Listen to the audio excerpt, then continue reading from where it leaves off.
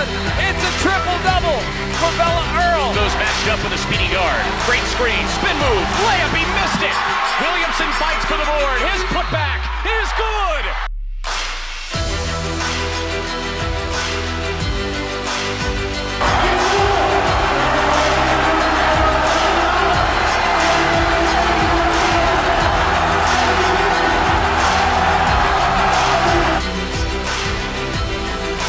13 days left until the season openers for the 25-26 campaign. And as we come down the home stretch on our straight out of WAC women's basketball podcast preview episodes, it's Utah Tech's turn. We're joined by the Trailblazers head coach, J.D. Gustin. Last year, the Trailblazers won a first-round game in the WAC tournament on their home floor, which meant they were one of the last two teams in the field.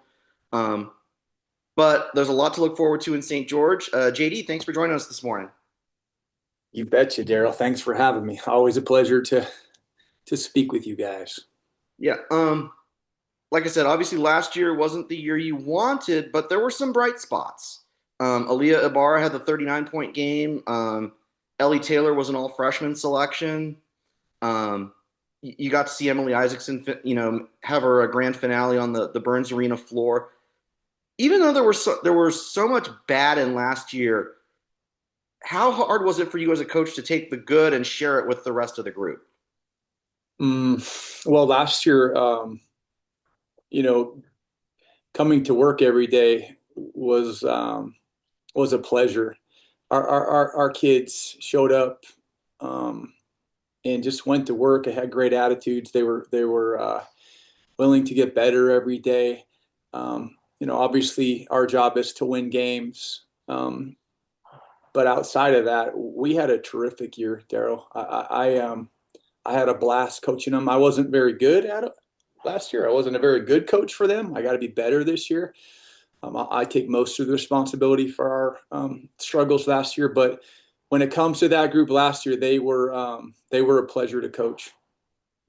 And now, obviously, looking to 25-26, which tips off in 12 days, you get Maddie and Macy Warren back, which is an instant injection of offense to a team that struggled to score last year. What I want to ask about is the defense, because it seemed like the defense again struggled last year. You were either 7th, 8th, or 9th in most of the defensive categories. Just talk about kind of the work you've put in this offseason on that side of the ball to try to rectify that. Yeah, thanks. Last year I tried a couple different defensive concepts that I was working with a couple other coaches with, and it was fun to try some new stuff, and definitely not blaming anything on anyone other than myself. But I didn't like them. They didn't work for us. And so I'm excited to go back, and I'm taking over our defense myself this year. We started it this summer. Anything that good or bad that comes forward with us defensively is on me. That hasn't been the case the past couple of years. And again, not blaming it. I know it's always on me, but those concepts, those daily drills, I'm the one that's doing them now. And I'm excited for that challenge. We're trying definitely to make a shift to be better on that floor. And we are today significantly better. We obviously have a lot of work left to do, but I've kind of accepted that challenge, and we'll see where it goes. As I alluded to earlier, one of the big storylines for the Trailblazers is getting Maddie and Macy Warren back. Just talk about how they've progressed through rehab and how they're doing as we work our way towards opening night, because they're going to be a big key for you guys this year. Yeah, we've said this over and over, Daryl, that they're the heart and soul. They have been the whole time they've been here, and they're just tireless workers, wonderful people, great to be around every day. We're just super grateful that they're Trailblazers. All right. So what I want to do is kind of look back at last year and some of those bright spots. Ellie Taylor, for example, I honestly thought should have been the freshman of the year in the conference. Great, January to the end. Just talk about what you've seen from her in her second summer and kind of the strides you feel like she can take this year as a sophomore with you guys. Well, Ellie is she's a really young freshman last year, and just that experience that she got last year has obviously helped her significantly. She knows what she's facing now, and her determination, her perseverance is, I think it's just next level. She is an exceptional young lady and player, and grateful that she's a Trailblazer as well. Bree Crittenden had some of her best games in the non-conference, but really struggled to put things together during the conference slate, I thought. Kind of what have you talked about with her in terms of that consistency aspect to her game? Well, when you talk about Bree, I got to talk about just the experience, and then the experience across the board with our team. Daryl, I don't want to go off topic, but I believe that, especially Division I nowadays, with all the NIL and transfer rule changes, to me it's about your team being old and veteran. That's what Bree is. If you really look deeply into the WAC last year, 7 out of the 9 were very heavy senior laden. Maybe with exception of CBU, but like you just go down the list, and they were all old and veteran, and they were good.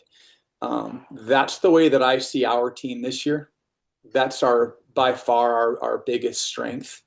And Bree is one of those leaders. She's, now that she's seen the WAC, she knows what she's getting herself into, and she's been around. Like, we have a majority of our team that have been around, and they got a little bit of edge to them. No one likes to go. You find out what kind of true leader you are, how your true character is, when you go through something like we went through last year. Like I dug in. I had a great summer.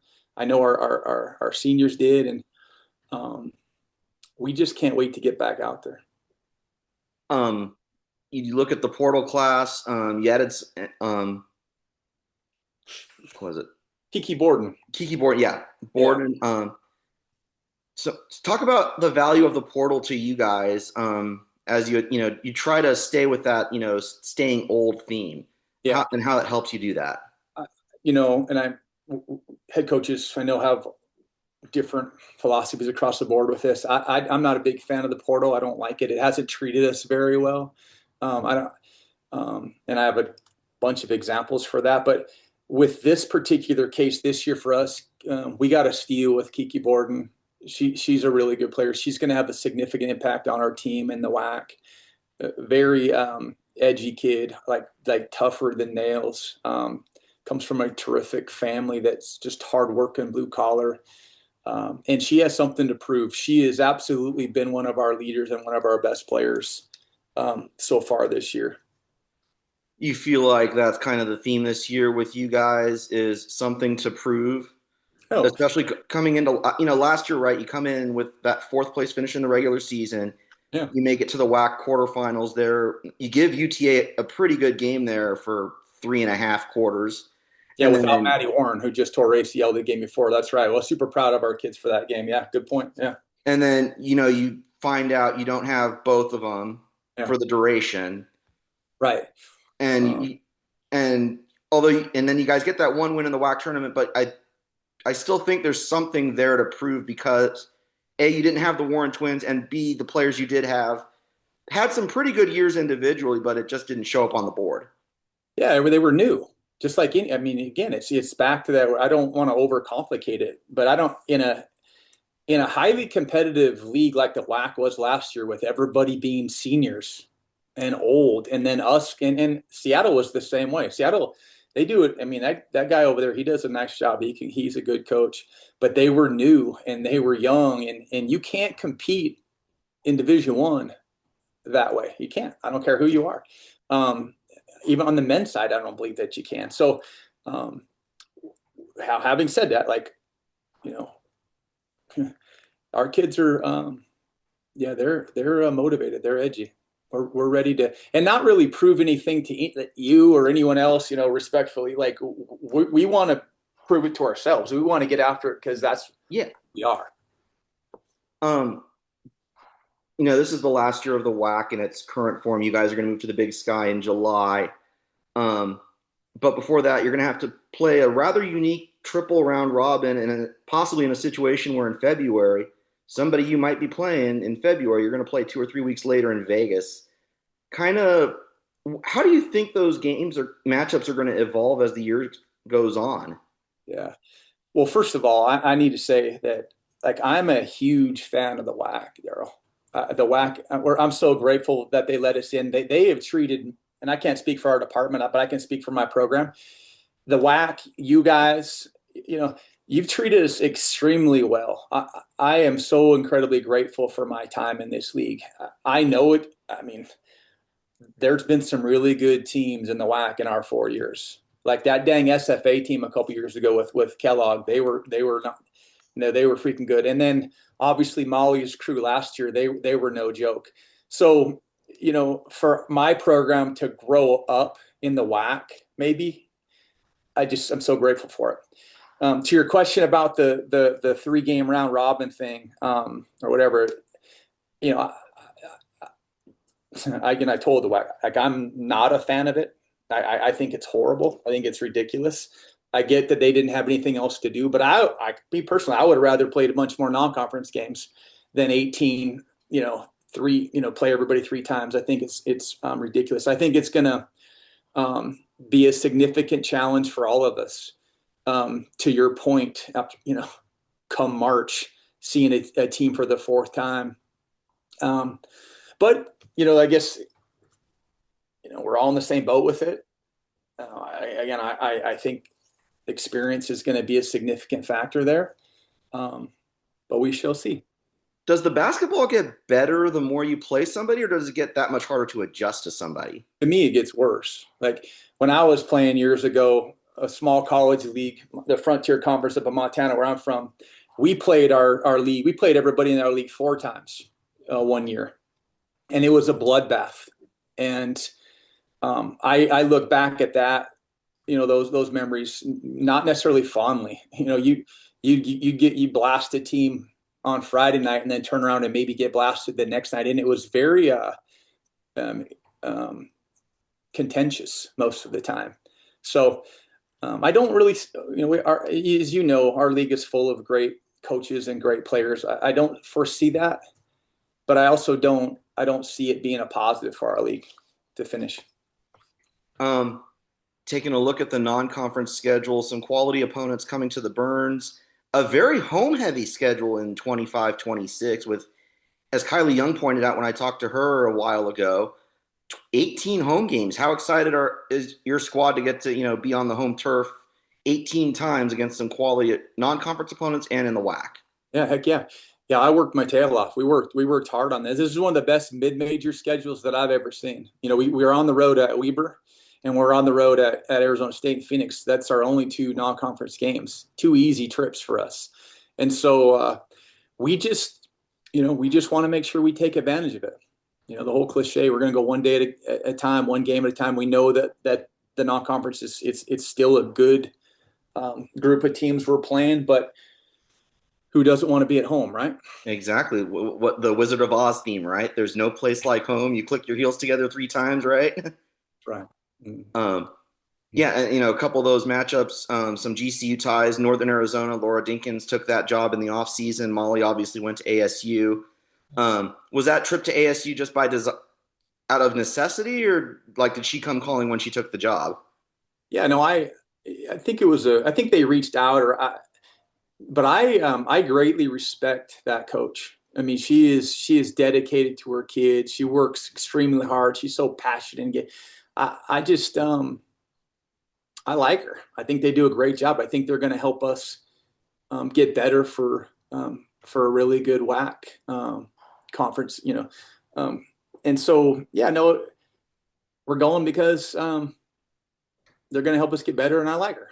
Yeah, and it's like you said, it's a relatively easy trip. It's, what is it, a 2-hour bus to St. George, a quick hour flight to Tempe, and it's easy. No, we fly in and out of St. George. It's an easy little hour, 10 flight down there. It's simple. And And then obviously the WAC schedule, we're going to start before New Year's this year, which is a little different. Um, so just talk about how hard is it to get a team up for that New Year's week game? Yeah. So I don't like that either. That makes no sense to me. Like it's, I believe the 24th, 25th, and 26th of December, that's a dead period, right? We can't practice. So you're back you practice on the 27th, the 28th, and we play on the road against a rival Southern Utah, well-coached, hard-playing team on the 29th. Like that, I don't really particularly care for that, but we'll do our best to rise to that challenge. That'll be a really hard game for us. Being off for whatever 6 or 7 days and 2-day prep, but it is what it is, and we'll go do our best. But no, I'm not a big fan of that either. I have to ask about Brianna and Emily joining your staff this year with some of the departures in the assistant department. Yeah. What has it meant to you to have them on your staff? As we work towards the opening day of 25-26, and then I'll ask you about Alan Nakamura coming over from Fresno. Yeah. Brianna and Emily have infused this energy into me and in our program and even our department that I necessarily didn't foresee. They have this, this work ethic and this spirit and this determination, just like they did as players, that it's really been contagious. They know exactly what each one of these young people are going through. And they dive into them, and they are invested in each player, and they're invested into me. They know they could run a practice, my practice, without me, right? Because they know all of our attention to detail. They're each actually gonna in the past for our time in the WAC. I've been heavily offense invested. Obviously, that's stuff that I've implemented. I'm turning a lot of that over to them this year, because they know it so well. I mean, I would argue that they know it better than me. Though the attention to detail that comes with it, they're experts, and they've been tremendous in the summer, and obviously, this fall so far, and allows me to dive into the defensive end a little bit more. But thank you for asking about them. I can't say enough about them. They're going to be a huge reason why we have a great year. And then you add some veteran experience to the bench with Alan Nakamura, who spent last year at Fresno State before Jamie White retired, but previously had almost 2 decades at Biola, if I remember correctly, as a head coach. Talk about what that experience means to you. Yeah. So Coach Allen and I were small college assistant coaches years ago. I was at Westminster and he was at Point Loma, and we would play in each other's classics. This is the I don't know, mid 2000s or something, and got to know him. We've stayed friends over the years, and I followed his success at Biola. And first and foremost, he is just a tremendous man. Devoted to God and his faith, and just he brings a calmness, a patience, a peace every day. And he's a grinder. He's a hardworking guy that's here early and doesn't leave, till late, 6, 7, 8 o'clock at night. And we're so grateful to have him a part of our staff. As we, with opening day 12 days away, let's take a look back at the WAC era for Utah Tech. As Ken Baser said when the announcement was made, without the WAC, there is no Utah Tech as a Division I institution. What you talked about it already, just how the WAC allowed you to kind of raise a program from the ground floor at the Division I level. But just what have the relationships that you've made over the last handful of years in this league meant to this program? And will we see some of these matchups continue maybe in non-conference scheduling as you move to the Big Sky? Yeah, I've referenced it already. Ken said it, perfectly. We're not here without him. And me personally, as a head coach in the women's side, I feel like I owe the WAC a debt. and the folks in the office, they've always really treated us well, first class, first rate, and so grateful for that. And there's no doubt, like, Jared and I have already done a deal. Like, they're coming here next year in our second game, and then we'll return to CBU. I will hopefully, we're working on one right now with Utah Valley. I don't know if that's going to get done, but we're going to do our best. And at some point, we're definitely going to play them. The coaches in this league are, in my opinion, are tremendous, top to bottom. I'm going to say this though, and we're right or wrong. I'm a Montana guy, so I value the Big Sky. That's where I was raised. That's where I grew up, in the Big Sky. So I'm pro Big Sky, but I didn't want to leave the WAC. I'm a WAC guy. I would just been just fine staying. I would rather travel to Texas and be warm than maybe back to my hometown of Montana and be cold at this stage of my career, to be honest with you. And again, that's no disrespect to the Big Sky, because it's juiced, like it's loaded. It's really good. Oh, yeah. But I'm always gonna be indebted to the WAC. I mean, that final in the Big Sky last year was a nail biter. I remember sitting on my couch at home on pins and needles like I was still working high school games. Yeah. Nate at the new coach at Montana is a good friend of mine, and he has an assistant coach that's a good friend of mine. I almost went to work for Coach Ben at Montana State. They're tremendous people, and have especially at Montana State, they really got it rolling.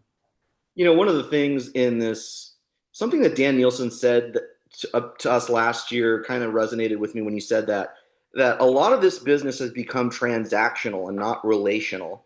Yeah. Just talk about the value of relationships in this business, whether it's coach on coach as you look to, you have to redo a non-conference schedule for next year with a new league, or relationships on the recruiting trail with players. Just what does that word mean to you? Well, I'm going to push back on that a little bit, Daryl, because Dan's right. But I'm not doing it. Like, I'm not going to let this become transactional. And, if that means Utah Tech has to go get a new women's coach, then okay. But it's going to be relational for me with our players, with our fans, recruiting. And I don't want to sound dogmatic, because we have changed, and you do have to change to a certain degree. But I still think mid-major women haven't reached that nonsense that the men's side has, maybe. And I'm going to try and stay relational and away from the transactional as long as I can. And hopefully we can still be competitive with it. We'll see. Yeah. And then obviously, something else he said was, he expected regionalization to occur, but not this quickly.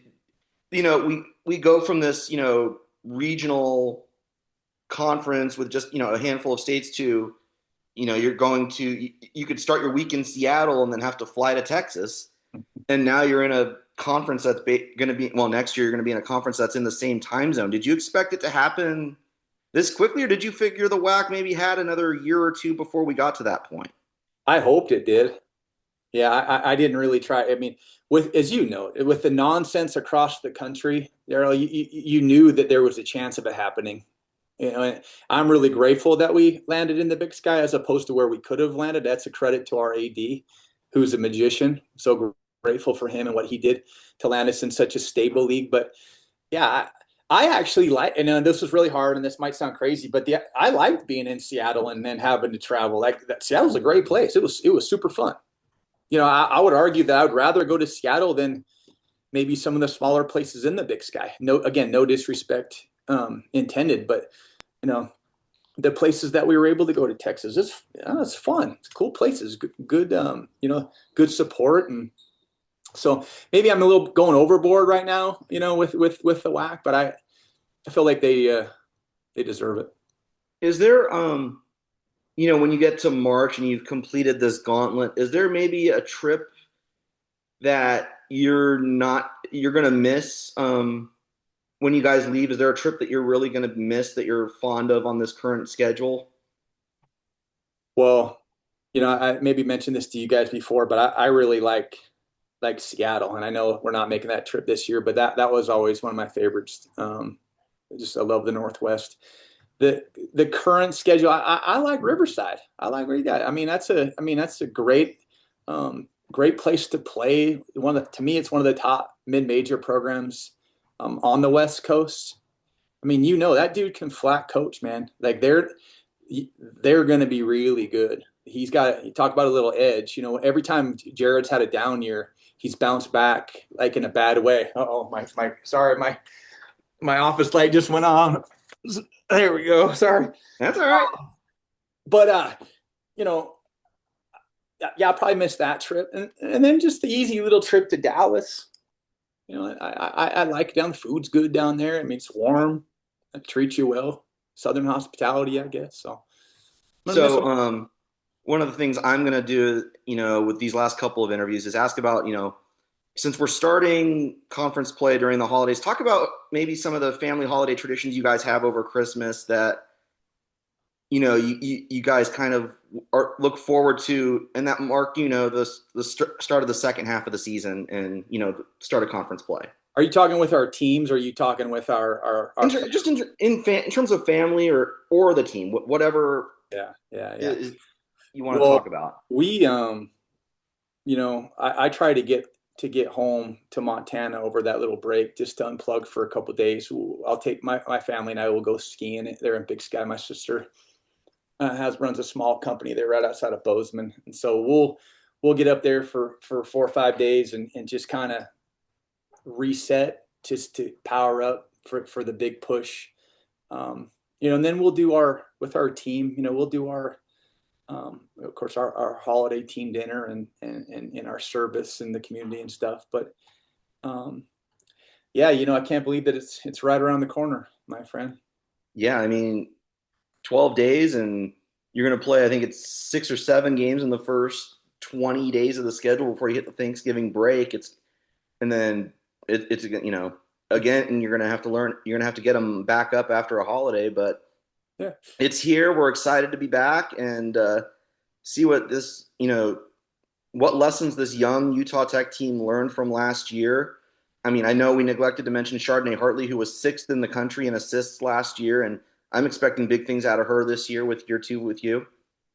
Yeah, again, like we have 5 seniors that are really good. Like Nay had a tremendous summer.